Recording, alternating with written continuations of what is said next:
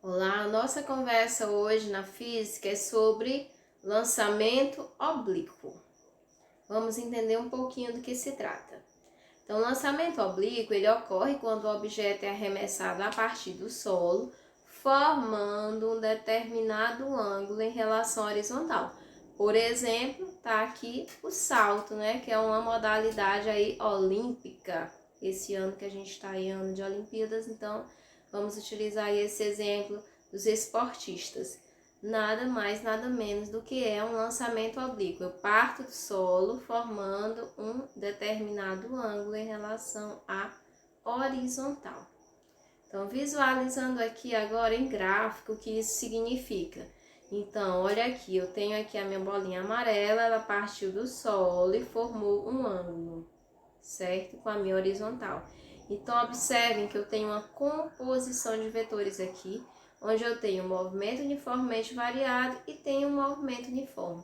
Tenho também o que? A questão da minha gravidade. Olha, eu subo e depois eu desço, certo? Então, eu tenho uma composição aqui de movimentos, tá? Então, o lançamento oblíquo nada mais é do que um deslocamento para a vertical e um outro horizontal. Então, eu tenho aí dois movimentos, certo? Ao mesmo tempo em que o objeto vai para frente, ele também sobe e desce, tá?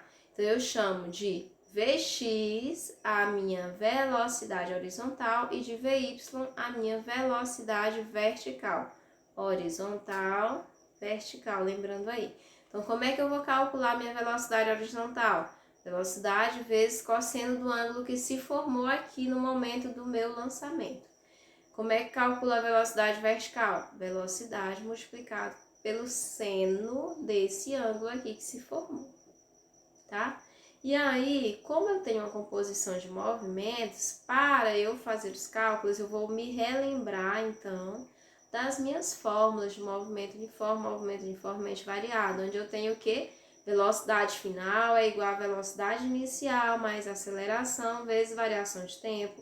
Espaço final é igual a espaço inicial mais velocidade inicial multiplicada por tempo, mais aceleração multiplicado por tempo ao quadrado dividido por 2.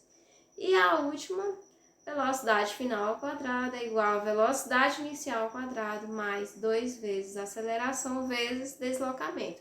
E a partir dessas fórmulas eu vou ter o quê? Uma possibilidade de calcular a altura máxima e o alcance atingido aqui.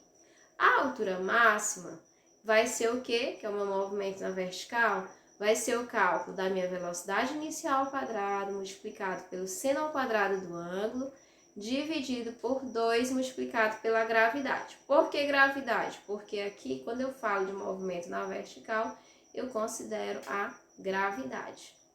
Já para eu calcular o meu alcance, eu vou utilizar o quê?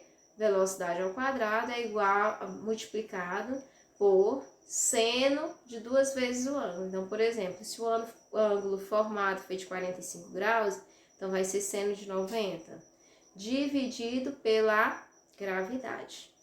Então, eu vou ter aí algumas possibilidades de cálculo. Por exemplo, um canhão dispara uma bala com velocidade inicial igual a 500 metros por segundo em módulo a 45 graus com a horizontal. Então, ele já me deu aqui o que? O ângulo formado e me deu a velocidade inicial. Desprezando o atrito e considerando a gravidade igual a 10, determine o alcance máximo horizontal da bala. Então, foi a última fórmula que nós fizemos.